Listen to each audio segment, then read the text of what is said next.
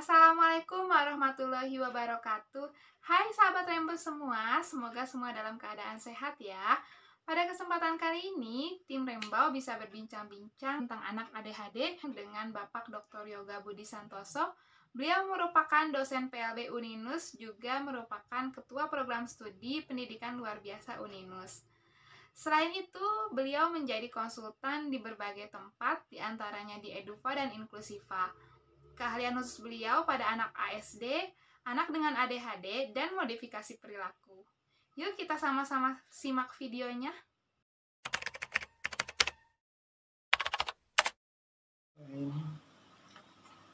Oke, Insyaallah hari ini saya akan sedikit berbicara membahas tentang apa itu ADHD. Seringkali banyak orang tua yang menemukan anaknya tidak bisa diam, tidak bisa diam dan susah konsentrasi. Tapi pertanyaannya, apakah semua anak yang tidak bisa diam dan susah konsentrasi ini adalah merupakan gangguan ADHD? Ya, ada beberapa hal yang perlu kita pertimbangkan ketika kita menentukan apakah seorang anak ADHD atau bukan. Yang pertama, nggak bisa diamnya di mana aja, nggak bisa diam ngapain aja, nggak bisa diamnya sambil ngomong apa, nggak bisa diamnya ada kontak mata atau enggak, nggak bisa diamnya ada perilaku anehnya atau enggak. Jadi tidak bisa diamnya itu karena apa? Karena banyak gangguan lain yang juga memiliki hambatan yang hampir mirip, yaitu yang nggak bisa diam juga susah konsentrasi. Misal beberapa anak dalam konteks gangguan medis, misalkan anak-anak dengan gangguan pendengaran juga seringkali lebih tidak bisa diam daripada anak-anak yang tidak ada gangguan pendengaran. Berikutnya, anak-anak dengan kelainan sistem saraf, misal cedera otak, beberapa anak cedera otak yang ringan, ringan juga menunjukkan gejala tidak bisa diam juga. Beberapa anak yang punya epilepsi juga menunjukkan tidak bisa diam. Atau tip disorder, anak yang tip disorder, misal ibu bapak pernah melihat, pemirsa sekalian mungkin pernah lihat ada orang yang tiba-tiba menggerakkan tangannya gitu ya, uncontrol gitu ya, itu juga nampak tidak bisa diam. Atau anak yang lain, jelas anak-anak yang misalkan dia gangguan psikiatri, misal anak-anak dengan disorder, gangguan perilaku ya, anak-anak dengan mood disorder juga, atau bahkan child abuse pun bisa menunjukkan gejala yang tidak bisa diam atau nggak konsentrasi. Beberapa anak dengan gangguan komunikasi atau gangguan dengan learning disability juga nampak lebih tidak konsentrasi. Jadi sebetulnya tidak semua anak dengan gangguan kesulitan perhatian dan juga tidak bisa diam itu kita rekan sebagai anak dengan ADHD.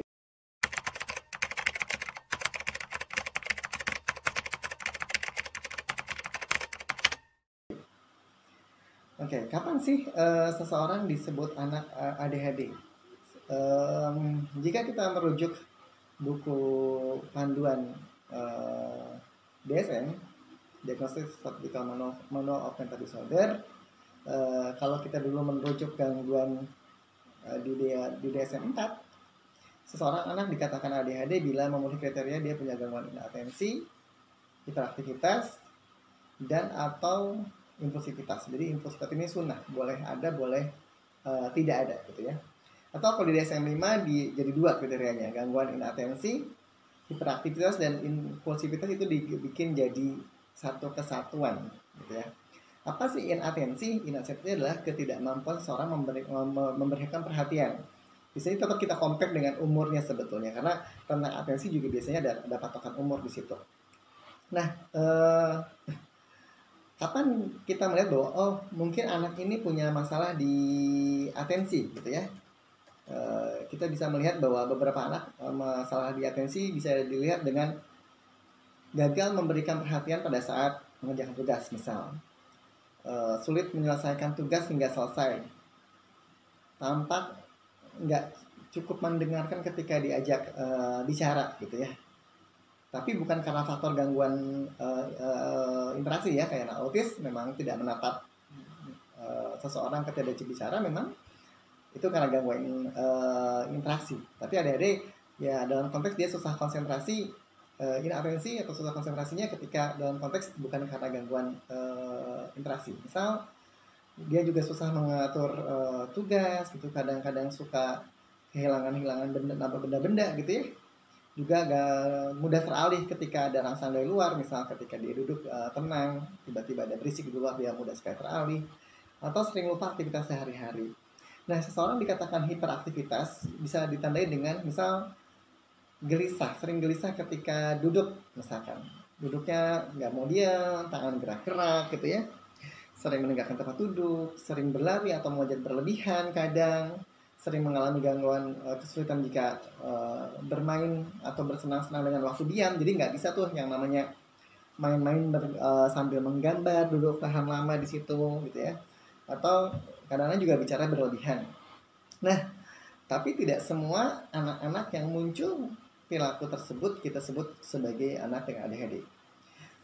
Secara sederhananya, ADHD bisa dibedakan dengan seperti ini. Jika kita menemukan gangguan inatensi atau kesulitan memperhatikan, dan juga gangguan hiperaktivitas atau disertai impulsivitas atau tidak bertindak tanpa dipikir, ADHD itu muncul pada rentang anak-anak IQ yang normal. Jadi gampangnya gini, ketika ada anak normal, dia tidak punya tidak ada gangguan komunikasi, tidak ada gangguan interaksi, tapi dia punya gangguan inatensi, hiperaktivitas.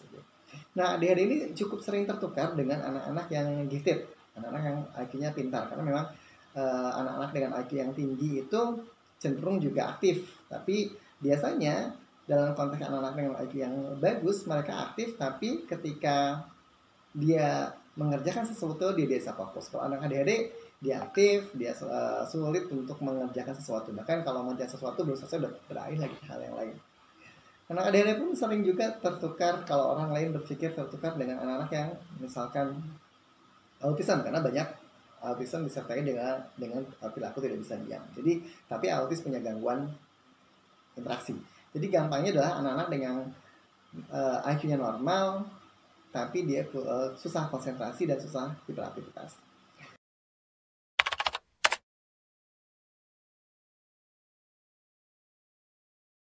ADHD gara-gara apa sih? Sebetulnya kalau kita lihat di DSM-5, ADHD masuk ke gangguan neurodevelopment. Jadi masuk ke gangguan neurologi gitu ya.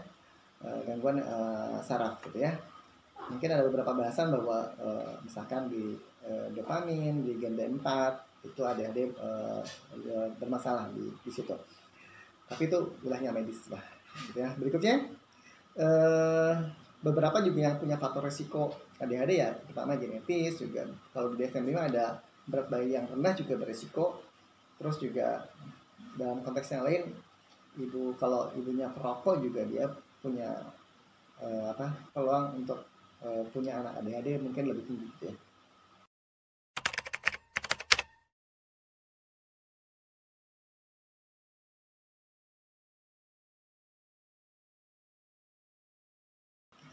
Berikutnya, bagaimana sih hambatan utama ADHD dalam belajar gitu ya? Sebetulnya jadi efeknya bola salju sebetulnya kalau saya melihat bahwa hambatan utama ADHD itu di gangguan inatensi.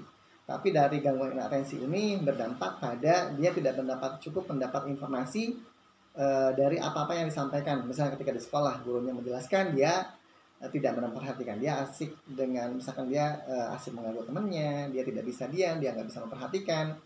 Tapi ketika tidak memperhatikan maka nilai prestasi akademiknya cenderung jelek. Ketika prestasi akademiknya jelek, kadang-kadang beberapa anak untuk mengcovering itu dengan nakal, menambah gitu ya, nambah nakal gitu ya.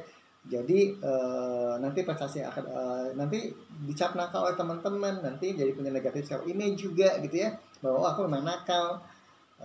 Terus saja jadi sampai mungkin bisa dikeluarkan di sekolah. Jadi hanya gara-gara inatensi itu tidak cukup simpel, karena kalau ADHD itu bagian neurologis gitu ya. Jadi ketika susah konsentrasi itu berdampak pada hal yang lain gitu ya.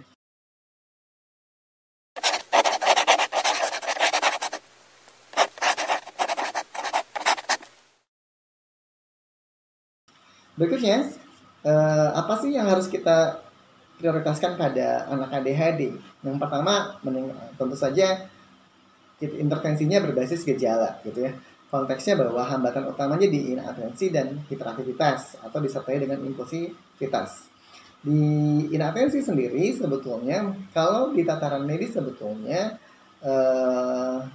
saya pernah membaca buku gitu ya tentang ADHD bahwa anak-anak yang mendapatkan intervensi medis berupa obat gitu ya itu juga cukup memberikan dampak signifikan pada peningkatan kemampuan atensi mereka gitu. Itu memang, tapi itu kan wilayah medis. Tapi di dalam konteks wilayah pendidikan apa yang bisa kita lakukan sebetulnya dalam konteks meningkatkan atensi sebetulnya guru harus pandai-pandai untuk menentukan target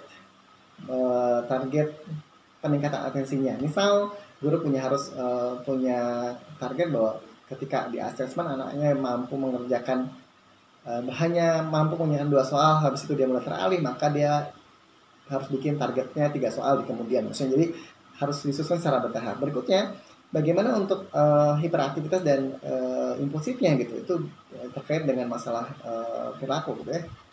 Sebetulnya modifikasi perilaku bisa dilakukan bagi anak ADHD gitu ya. Beberapa kalau kita baca tokoh ekonomi juga kita bisa terapkan pada anak ADHD.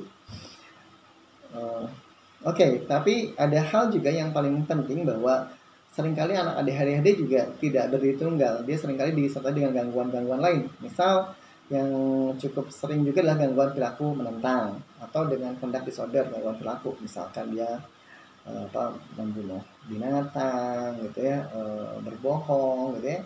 Atau juga dengan anxiety disorder, gangguan kecemasan, juga beberapa anak ADHD disertai dengan specific learning disability atau kesulitan belajar spesifik, dan ini tentu saja memperparah kondisi ADHD-nya. Itu mungkin